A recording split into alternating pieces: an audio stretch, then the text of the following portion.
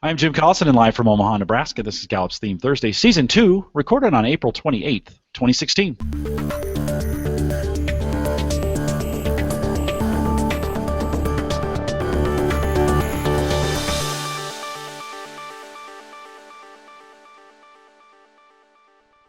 Theme Thursday is a Gallup webcast series that dives deep into the CliftonStrengths Finder themes, one theme at a time, and today's theme is developer. If you have questions, comments, or contributions during this live webcast, we do have a live chat room available for you, and many of you are already logged into it. We have a bunch of you out there. I'd love to have you come in. By the way, logging in is super easy. You don't even have to create an account. Just in the bottom left-hand corner, click the Log In button.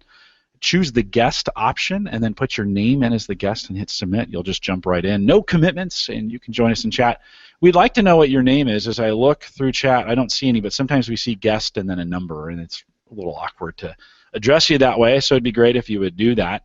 And, of course, you can ask us questions today. That will be the primary form of you interacting with the program, is you can ask us questions during the live program. If you're listening to the recorded version or need custom strengths coaching solutions for small, medium, or large organizations, contact us. Send us an email, coaching@gallup.com. Don't forget to visit the Gallup Strength Center. That's just gallupstrengthcenter.com, all one word, for your coaching resources and training needs. You can also catch the video and now downloadable and streaming audio pretty much every way you can listen to it. I've come up with a way for you to get it.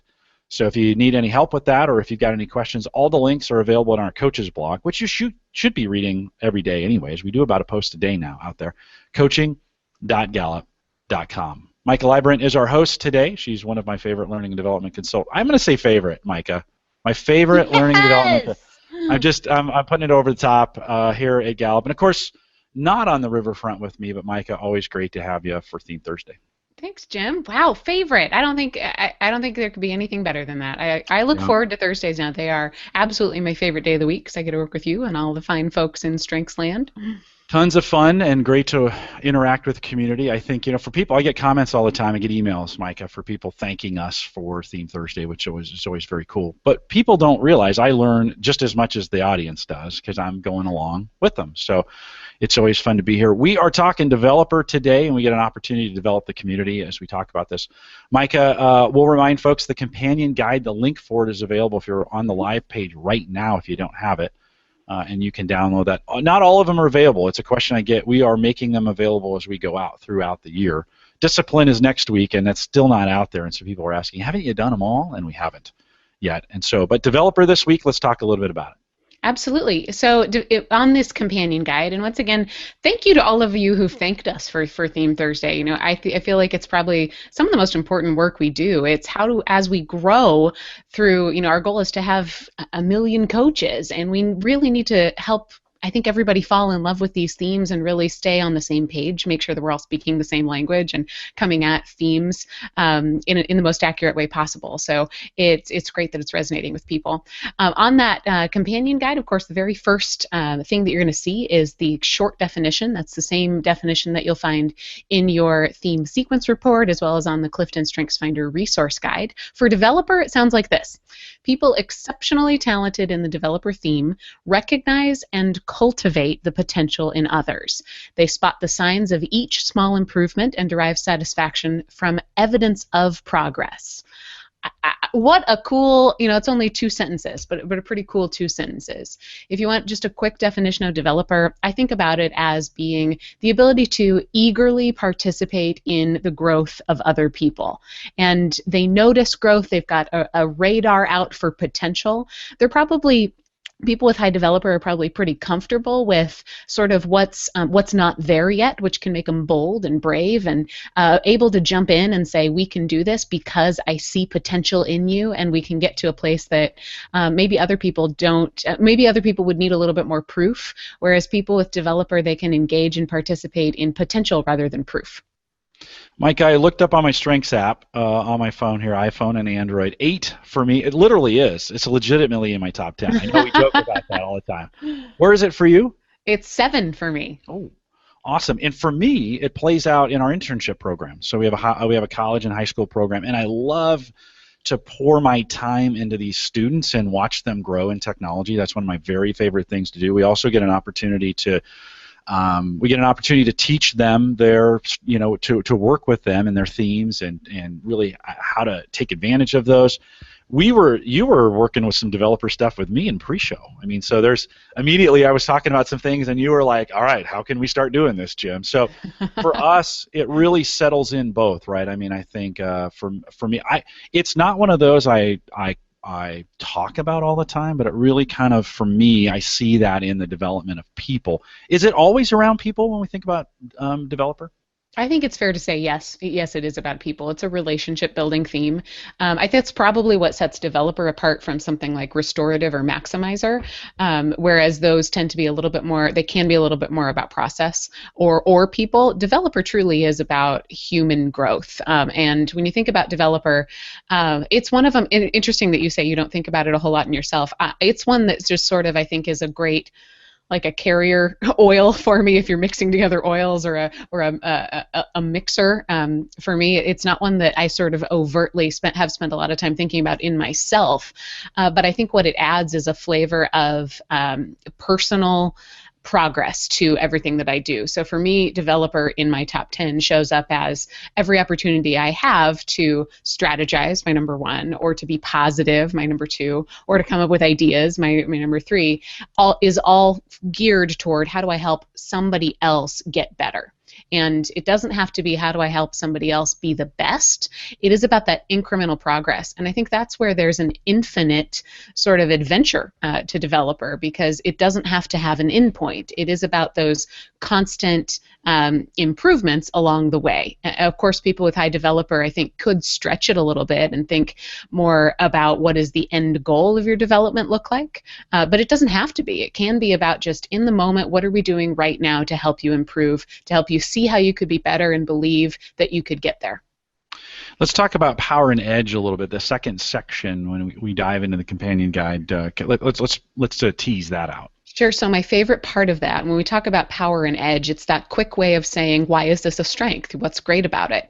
I think the best part of sentence on this companion guide here is they actively invest in furthering the development of others. So there is this movement to it. It says their help and encouragement enable others to learn, grow, and improve. And as a result, they help groups develop bench strength.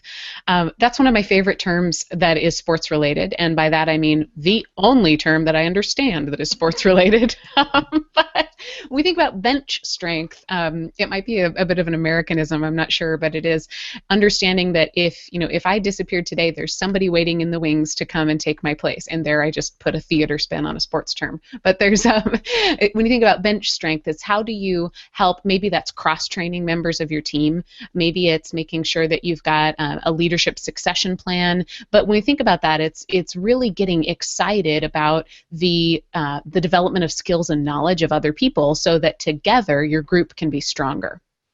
No, that's really cool. For me, a lot of times, I was at an event last night, and a bunch of high school kids were presenting some projects, and immediately I started thinking, ooh, what kind of programs could we put in place that would grow these kids to be even better developers? What kind of things can we do? And for me, I get really excited by that. I think 20 years ago, as we dive into raw versus mature, when I was in my 20s, I did a youth internship at a church, and it was just a disaster. And I was intimidated by these kids, and I didn't quite understand how to work with them, and I didn't know how to develop them. And then fast forward 20 years later, as I've really, really worked on that, on kind of honing that, when we think about taking themes to strengths, right? Mm-hmm. Really working in that area, and maybe changing from religion to tech. That for me, that was a change in where I'm more comfortable with it, right, from a material standpoint. And now I look at what I can do using that theme, and it's way more powerful, right? And so let's tease some of that out as we think about raw versus mature. Let's dig in a little bit. What does it look like raw? What could it look like in a mature state? Sure. Let's remember that when we talk about raw versus mature, it's a conceptual way to help us think about development. And I mean that for all themes, not just developer. But the raw side, it isn't just, I'm always careful that I don't want to spend too much time on raw as a way for people to think, gosh, there's a huge danger I need to be worried about here. No, I think it's more, how do you see this theme as something that has potential to lead to performance? How do you think about that development between just a pattern of behavior versus is a strength. Raw developer can be picky, whereas mature developer is patient. I think the difference between being picky and patient is the picky side, you can always see, gosh, there's always something that we can do better, versus, hey, you know what? I think you're going to get better. Almost just a voice inflection piece. But if your attention is constantly focused on potential, that means you've got this ability to imagine and get excited about what's not there yet. That can mean that you're spending quite a bit of brain power focusing on what's missing. And I think if it comes out that way, then it is more of the picky side, versus the mature approach to that would be, how do I be patient, and how do I help others perhaps be patient and see things that they can't imagine in the same way that I can imagine them. You kind of see that in little league coaches sometimes, right? Who they're coaching these kids, and you can tell the ones that are wanting to win and those that are wanting to develop the kids, right? And that picky sometimes can be nitpicking at every single little problem, where the more patient is knowing that the season is a long time and folks can learn over time. Yeah, and I think bringing it back to the relationship building aspect of it, and again, those domains come from studying senior leaders. Developer in that way is the way that you connect to another human being. And so you can connect by saying, I believe in you, or you can connect by saying, there's something about you that's missing. Yeah. And it's going to happen spontaneously either way. So how do you be intentional about making sure that it exudes compassion? Yeah, and I think this next set ties into it real well. Sure. Actually, I went with another alliteration here. Raw developer is critical, where mature developer is compassionate. It probably explains what we've just talked about. Raw developer sounds like you have a long way to go, whereas mature developer is together we grow. And I think that gets to some of the power that developer has within teams.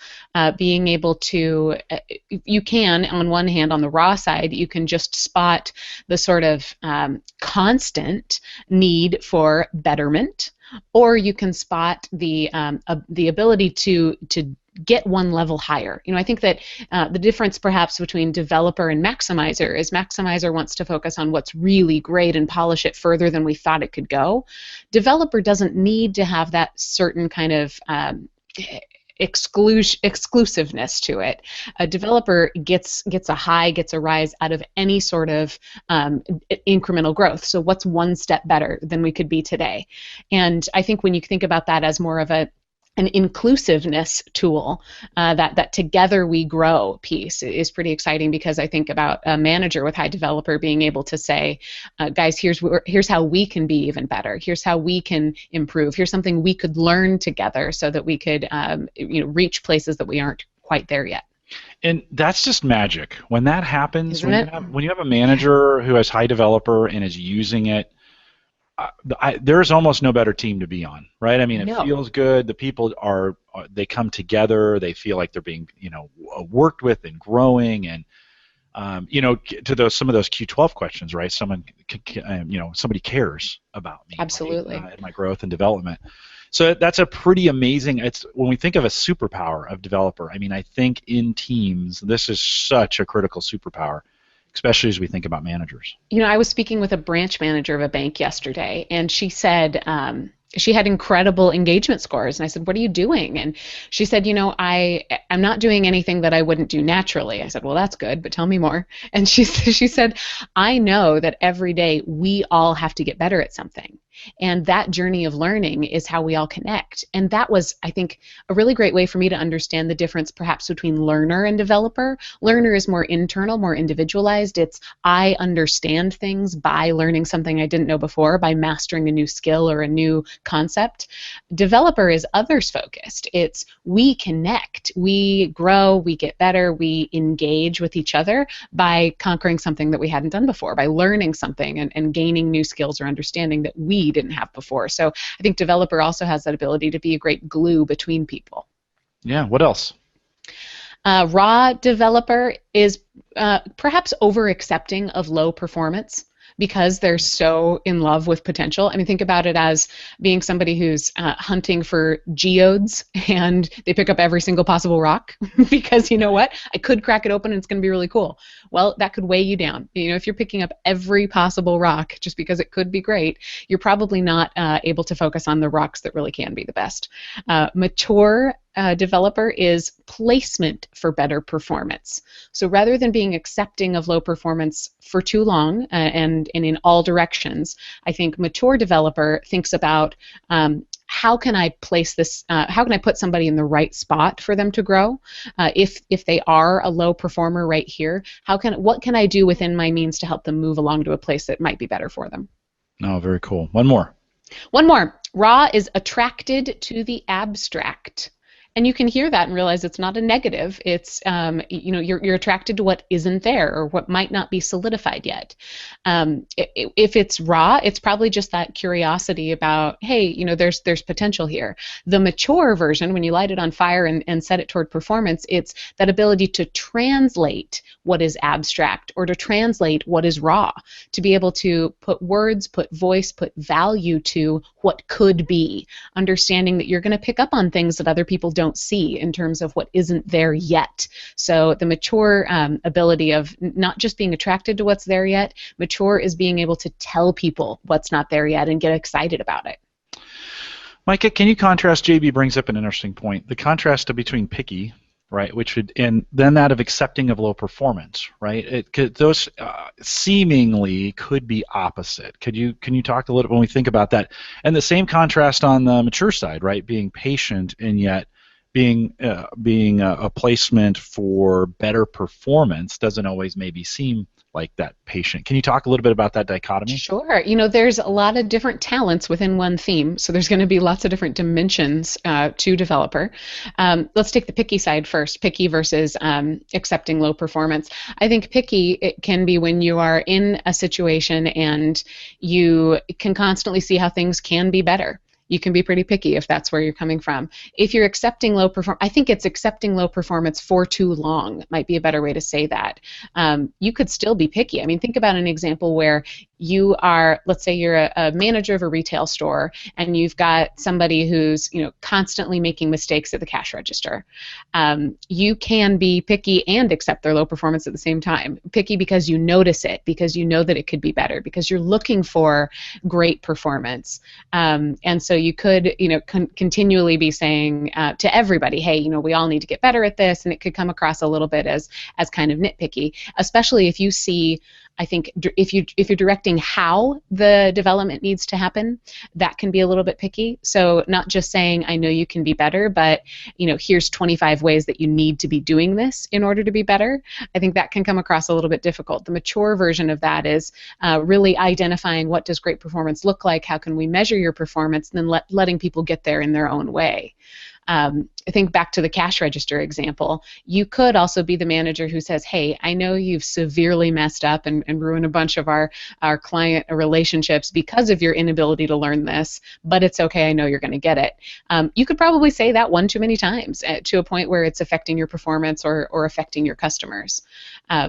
Does that help, Jim? Do you think that's... Yeah, no, and I think it also comes in the terms of what you're doing with people, right? It's easy for me to nitpick you, Mike, on what you're doing, but give you no options for change. Yeah. Give you no ability to make a difference, right? If this is a performance-enhancing product, tool that we're using, there always needs to be that element of getting better, right? Of what are we doing with people? And just saying, well, use the baseball example, well, you're swinging wrong. Right. Well, okay, I get that. What do I do different, right? And I think the developer is the one who looks for and craves for not just pointing out the problems, which we see a lot of, right? I see a lot of people pointing out problems, but what are we going to do to actually fix them? Like in people, what are we going to do to fix them? Would that be an accurate representation? Yeah, I love that. I think about it as if I've got high developer, I'm going to go back to this picky versus patient thing. If I've got high developer and I'm a voice coach, I can probably be the worst person to go to a concert with because I can, everybody else sees a great singer and I hear the places where they're pitchy because I'm constantly wanting them to be better. I don't have a relationship with them, but my radar is to how can everybody be better? All of a sudden, I can come across as a little bit critical, a little bit picky. The patient side is knowing who you can develop and where you can develop and using it really as an ability to connect with people. So being able to sort of turn that responsibility to make others better off and be able to just relax and enjoy people where they are. Yeah. And I know the best are able to move people without necessarily being critical or damaging to their personalities, right? So bringing them along in a way, I know as a coach there's certain things I could always be right on. But sometimes just belligerent, badgering. I think when we talk about that pickiness, that sometimes it's honey, right, that attracts. There's an art to that, and I think the best developers are the ones who are able to bring people along without turning them off. And I think honestly, I can't think of a developer in real life who I've met who I would say is overtly picky. We do these raw and mature things just to help us really, really think about what could be. Most developers can have some sort of understanding of when they've gone too far and they've turned people off. It's a relationship building theme. So what they desire, at the very end of the day, what it hungers for is people to grow. And, we know that adults learn best when they've got great relationships, when they've got investment, when they've got recognition. So, the great developers who I know, they sort of have that internal compass to be able to say, I can help them grow better if I come at it this in a different way. And that's actually a talent that we identify in great teachers, that instructional ability. So not being able just to say, I taught it, if you didn't get it, that's your fault, but being able to say, I taught it, and if you didn't get it, I'm going to own that, and I'm going to help you come at it, from 360 different degrees. I think that's probably a great developer talent, is that ability to really own the enjoyment of progress. Yeah, no, I agree. Hey, there's a question. Katie, I think, had a question about, let me see if I can find it again because the chat scrolled up and it took us a while to get there. And since we're going to talk about this in complementary themes, how do you differentiate individualization or arranger from developer? Guys, stop chatting so I can read this. Individualization or arranger from developer, putting people in a role to succeed. So how do we differentiate individualization or arranger? And I know individualization was one of them we were going to talk about there. Let's do these all. So let's start with individualization. Individualization is about the uniqueness of a human. It doesn't necessarily have to have a pathway to getting better. Developer is about that forward progress, and that's where the relationship happens, is how do we get there. Developer without individualization, you might have some really great tips and tricks and you might have greatness defined in one way for everybody. You would still be able to do a really great job of helping people get there. Developer plus individualization, you identify greatness individually for each person, and you engage on that one-on-one level. So you're probably leading your folks to very different places based on their own unique abilities. Individualization without developer, you're reacting to the uniqueness, and it's about how you adapt your approach to people. It wouldn't necessarily have to have a progress place to it. So that's sort of the comparison and contrast between individualization and developer. Think about arranger. Arranger is an executing theme, so it doesn't even have to be about people. Arranger could just be the very best way to arrange the agenda, the very best way to set up the room, the very best way to, I think, sell a product or communicate a story. Developer plus arranger, if you put them together, it would be thinking about your developmental plan or thinking about the most efficient way for you to progress. And I think a developer then would add the human progress element to arranger that arranger by itself doesn't necessarily have to have. Yeah, what about analytical?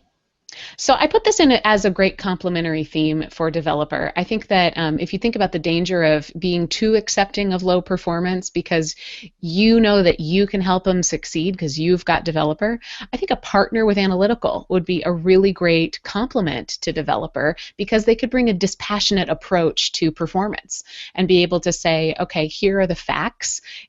These people are performing low for too long and you need to help them move on, or you need to help them find a fact-based, proven way, maybe in a different role. I think that I've spoken with a lot of developers who say they in fact find some great trusted advisors who can help them remove the emotion or remove the relationship side of the problem to really think about the performance. And I think analytical can do that really well. And what about one more? What about futuristic?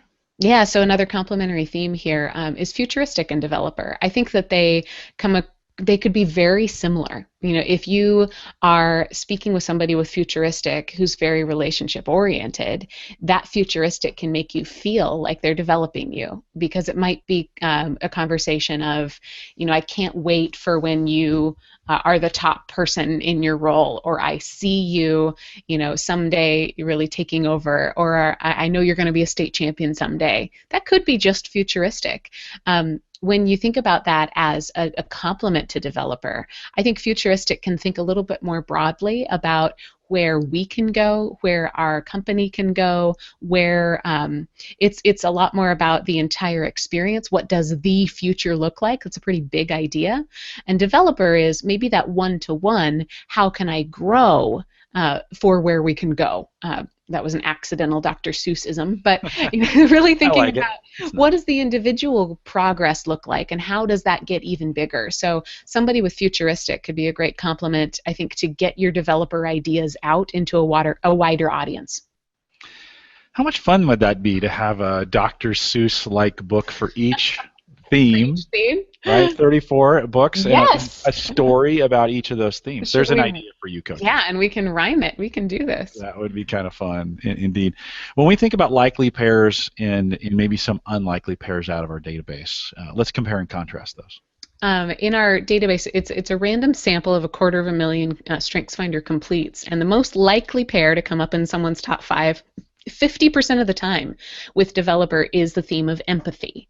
Now, empathy is about feeling what other people feel. I think they're very similar because they both can understand and perhaps see something that isn't overt. Empathy is about you walk into the room and I feel what you're feeling with you.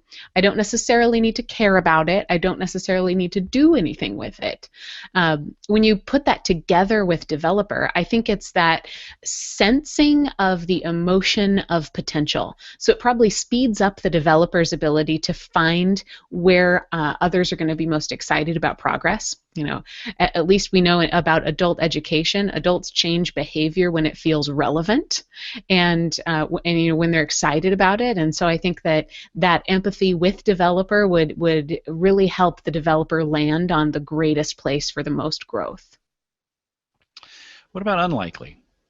Yep, so the least likely pairs, there's actually a tie, and this could just be a numbers game because these two themes don't show up a whole lot in anyone's top 5, but it's a tie for command and significance.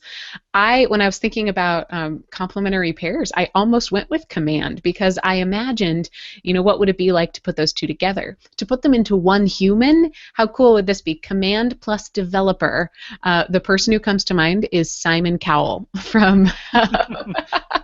So from a couple of versions of either Idol or America's Got Talent, I think. Exactly. Britain's Got Talent, one of those two. Yeah. So he started Britain's Got Talent, and then he was really the judge, the mean judge on American Idol. And I think about that developer plus command being able to say, you can do better, and here's how. And have no buts about it. That's the kind of coach I think I would want. Somebody who would say, Micah, be better at this, and here's what it might look like. And that sort of decisive certainty that command brings. What a beautiful theme to have with developer. Yeah, and I think like drill sergeants in the military would probably fall, like that's that kind of combination, because sometimes for really hard tasks, you just need to be pushed to get them done, right? there's no sugar or no treats, no dangling things that you can put out there. And you think about a situation maybe like combat, where you need that Yeah. developer command to kind of be so Combat or I don't know, daily life for a busy person. You know, for a mom a lot. Yes, with young absolutely. You know, a kids. lot of what who's that? I don't know. I don't know. A lot of what we go through is could use some more command. I think command is one of the most beautiful themes. They're all beautiful, but I love command's ability to sort of cut through the what if, to cut through the periphery, and be able to say, you know, here's what's going to happen.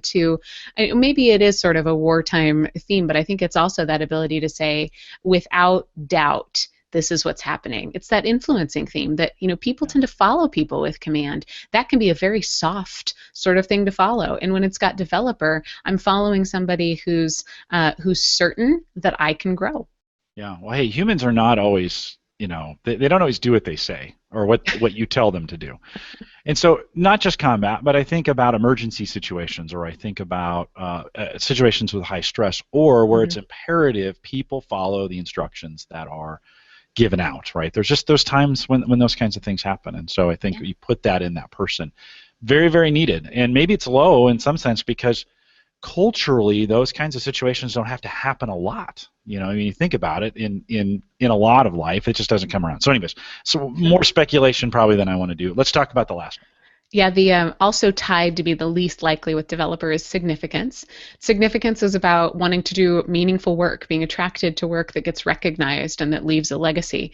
When you put that together with developer, I think about it's recognition of growth. So they're probably not likely to show up together because developers, again, about that incremental growth, it doesn't necessarily have to be about an end goal. And for significance to be recognized, there usually needs to be some sort of an end goal. But how beautiful if you had them both. It would be that ability to recognize progress, to really think about I think about significance in developer being the person who can say, our team has gotten to this amazing place. Let's celebrate it, and we have further to go. To be able to be there in the moment and really do something purposeful and notice the mission, notice the purpose throughout the entire process. Oh, very cool. Some final thoughts before we get into the theme dynamics piece here. Sure. What else do you think? I think there's a braveness to, or a courage to developer, and that is, again, because they can see potential, they don't necessarily need proof. That can be something that you need to explain. So if you have high developer, I would encourage you to polish your ability to explain the beauty of potential. Maybe that's from studying talent, maybe that's from studying high performers in specific roles, and being able to have a language to describe the most natural ways that they think and feel and behave, and being able to help highlight some of those aspects. So, I think about a great teacher who I had, who my fifth and sixth grade teacher, very small town. We had a lot of the same teachers, and then I was a teacher's assistant for her when I was a senior in high school. I'll never forget when my mom went to my fifth grade parent-teacher conference, and Mrs. Persley said, "Micah's really smart. How can I challenge her?" And I was the easiest kid in the classroom. Like, I was super compliant. I talked a lot, but it was always, I love rules. I loved following rules. I loved, being young Woo. I really wanted to be the teacher's favorite. She could have said, "Micah's doing fine. I'm not worried about her." But she said, "How can I challenge her?" And it was always that ability to help me see that next goal. And so I think that courage with potential, because the most, when you think about talented human beings, they're not easy to manage. To constantly put a goal and a challenge in front of somebody is not an easy thing to do. If you've got developer and that's how you operate, what a beautiful thing. So think about how can you explain potential to people. I would also think about polishing your best stretching activities. And I know I need to be more flexible. I'm not talking the physical here. It is, are there certain maybe coaching questions that work out really well for you? Are there certain assignments or activities or interesting situations that you can put people in that you have found really help them to stretch? So maybe reading about that, maybe investing in books or courses on how to coach people is a fantastic way to do that. And I don't want to get into assigning a specific job to develop. developer, but within any role, somebody with developer is going to be a coach, a mentor, a stretcher, an advocate, somebody who helps others grow. So I think that somebody with developer is going to take on any sort of role with some sort of a coaching aspect to it. That being said, look for invitations to coach others. It doesn't have to be that you are intentionally and deeply and passionately engaged with specific formal development with everybody. But I think about turn your radar on for who's most open for it. And look for, maybe that comes from somebody, asking you a question that's more interesting than something transactional that you typically get, and realizing, wow, this could be an invitation for some growth or for some maybe more formal mentorship. I also think that what a developer loves are those light bulb moments. Developer gets such a high out of other people having an aha. So put yourselves in situations where those happen. What it can give. So developer can always give the next goal, can always give a challenge. And I think that sort of forward progress is pretty exciting for people. But what developer needs in order to do that is interaction with other people. And I think a little bit of trust, a little bit of leeway. Again, because developer has that engagement with the unknown, think about how do you talk about your proven investment in potential so that people trust you to continue to do that. There we go. Awesome. Nicely done. Thanks. Yeah, no, it's always good to hear that. That's kind of my favorite. That's becoming my favorite part of what we do on Theme Thursdays is we kind of work through them and then you kind of give a recap of it. And I just think there's some gold nuggets as we think about what is in there. Let's set up when we think about theme dynamics. While I set that up, Mike, would you talk a little bit? I know we do this every week, but we get new listeners. Sure. Would you kind of set up what we're doing around theme dynamics and why we have it? So the cool thing is nobody's any one theme. Humans are a lot more interesting than any one theme. As you're learning these, you really do need to learn them one at a time, but then you get to play with them. You get to paint. You get to say, what does this sound like with another one with it? And I did a little bit of that when we looked at the most and least likely. What Jim's pulling up here is the app that comes along with the book, Expanding Your Strengths. And we've got a quick drop-down menu where we can actually think about, in a few sentences, what might a couple pairs sound like together. So we are going to look at that right here. We've voted on our Call to Coach Facebook page on the top themes that you wanted to hear blended together with developer. So this is if somebody had these following pairs together, what might they sound like? First one up here we have is developer and maximizer, and from the book, from the app, our good friend Kurt Liesfeld says it this way: you notice potential and promote excellence. When you are patient with novices, while you are patient with novices, you're not as tolerant of prolonged mediocrity. How cool. Prolonged mediocrity could be the worst thing ever for a maximizer. Yeah.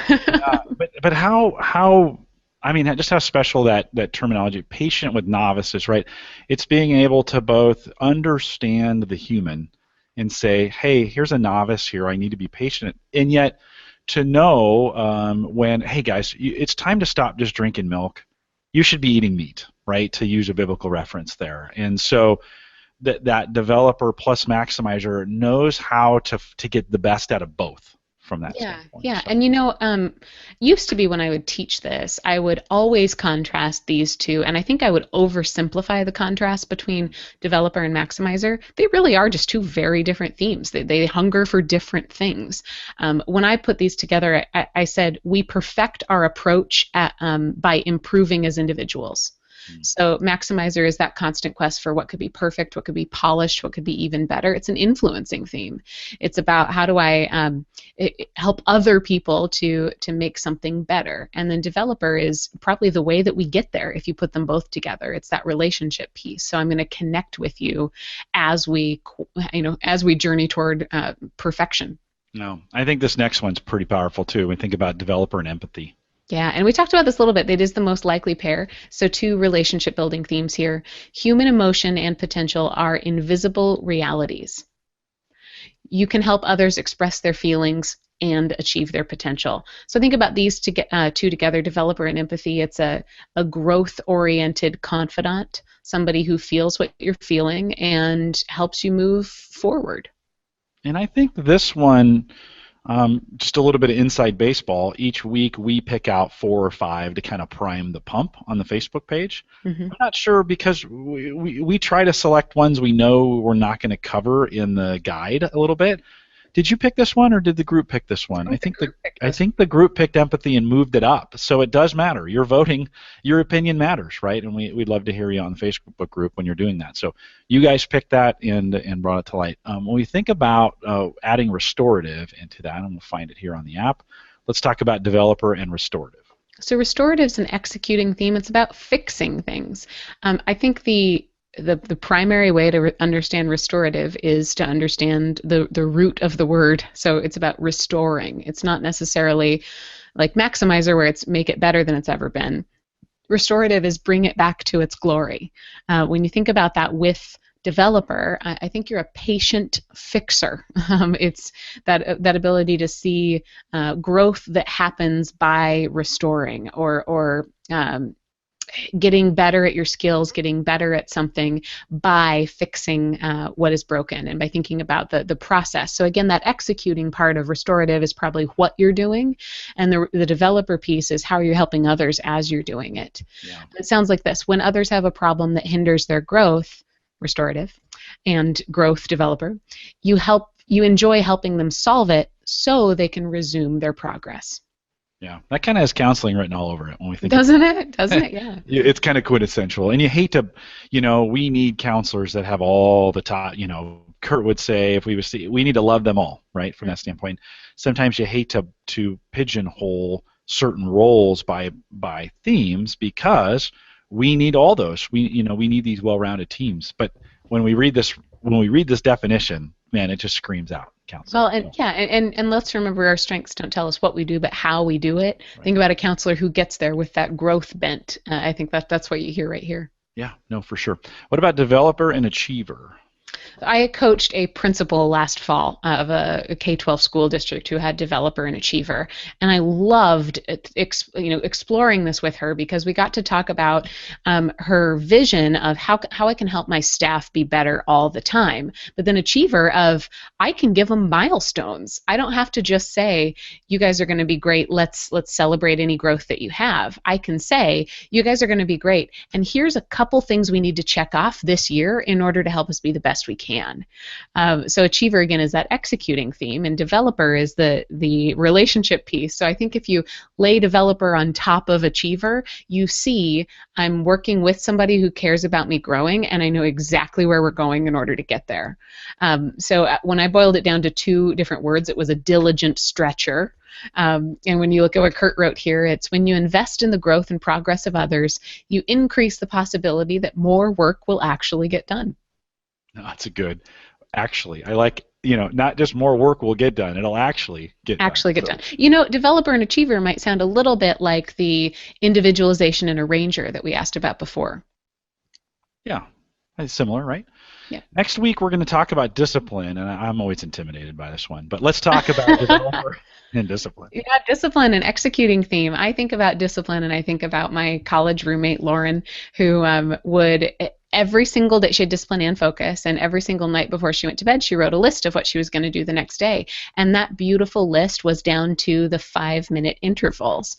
And it was awesome. It was this predictability, this orderliness. I think about discipline as being the ability to create structure that all of your mess can filter through. And it's awesome. So I'm excited to talk about it next week. When you put it together with developer, it's I think about that coach who has a very predictable, very obvious, very orderly workout schedule planned, or you know exactly what you can expect from them, the predictability of discipline, but it's focused on how do I help you get better. So what a fantastic way to create some stability for folks, to create some trust and some safety. If you hear what Kurt says here, it's you enjoy investing in the growth of others, and you are most effective when you follow a detailed, organized development plan.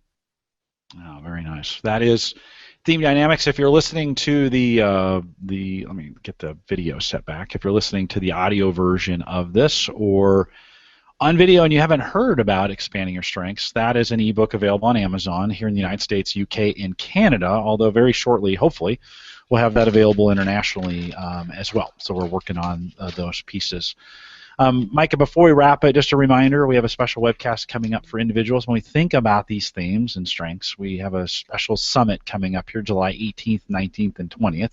If you haven't heard about it yet, well, welcome to the summit. There's lots of stuff going on around it. And if you just go to CliftonStrengthsSummit.com, brand new website we just opened up the other day, and you can get more information, including times. Speakers will be posted there. Breakout sessions will be posted there when they become available.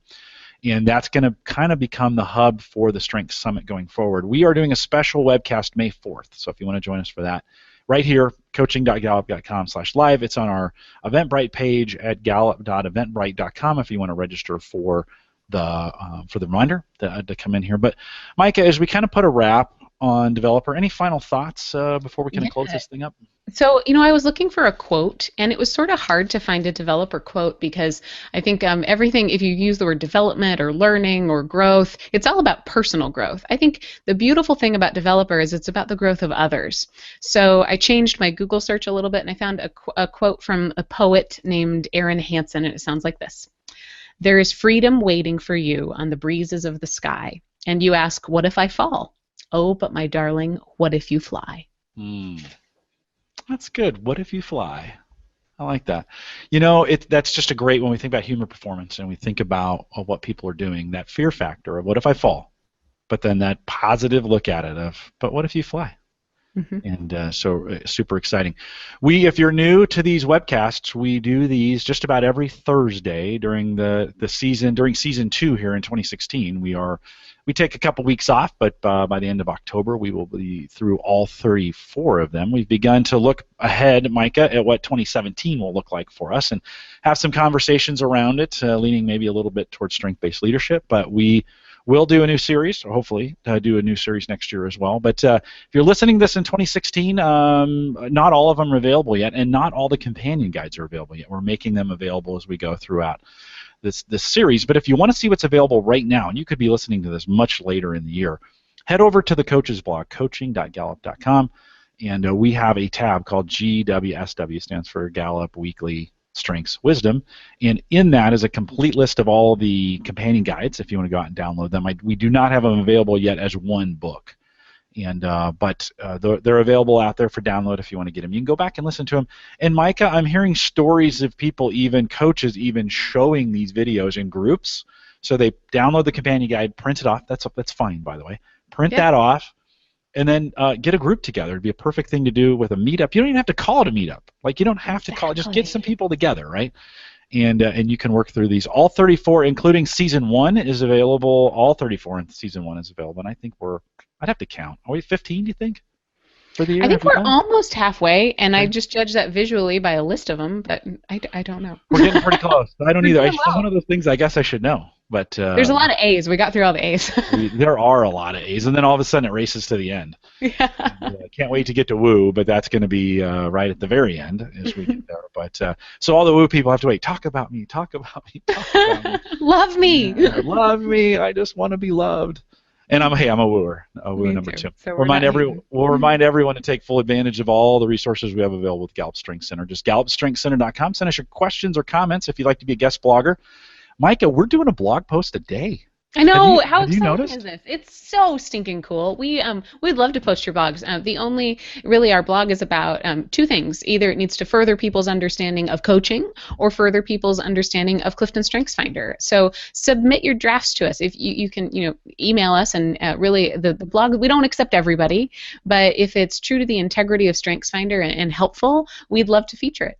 Yeah, and so send us an email, coaching@gallup.com, put guest blogger in the subject line so we know how to route it. Then we'll start you down the process of doing that, and appreciate those of you who submit entries to be in. Like I said, we're posting daily. We do have a subscription option. Lots of people say, Jim, I'm having trouble keeping up. Well, guess what? I've made a tool for you to be able to keep up with everything we're doing. If you go to coaching.gallup.com/subscribe, there's all kinds of ways to subscribe to these webcasts or subscribe to the blog or subscribe to listen to this stuff on streaming options. All this stuff is available for you. Just head over there, coaching.gallup.com. It has the links to our Facebook group and YouTube page, all the iTunes and RSS feeds, our iPhone and Android apps, as well as what I mentioned, the list of Season 2 for GWSW is out there. Again, really the one site you should probably bookmark on your browser, coaching.gallup.com. If you're also interested in becoming a Gallup certified strengths coach, and if you do that, you may get Micah as one of your trainers. That happens from time to time. You've taught a bunch of classes, right, Micah? I have, yeah. and you know, every once in a while I show up back in the classroom again. And it's good to be in the classroom for you, right? You really enjoy that part of it? It is. I love it. I don't do it all the time because right now my most important job is at home and it doesn't sleep all night yet. So I really love getting the interaction here. You know, a couple hundred feet from his bedroom. Yeah. But yeah, I love being in the classroom. It's just a short season. It goes very, very fast. They grow up pretty soon and they're adults. Jeez. So I have a few of those myself. If you're interested in becoming a Gallup Certified Strengths Coach, though, there's a list of all our courses available to get you there, courses.gallup.com. If you have questions around it or you want to know more information about that, certification@gallup.com will get you is the email address that gets you there as well. If you're also interested in discovering all 34 of your themes, someone in chat had said today they had not unlocked those 34. That's available. If you're new and you just got your top 5, my recommendation is if you're going to unlock 34, get a coach. That's sometimes helpful. That's a lot of information to take in all at once, and we have a coaches directory at the Gallup Strength Center, just gallupstrengthcenter.com.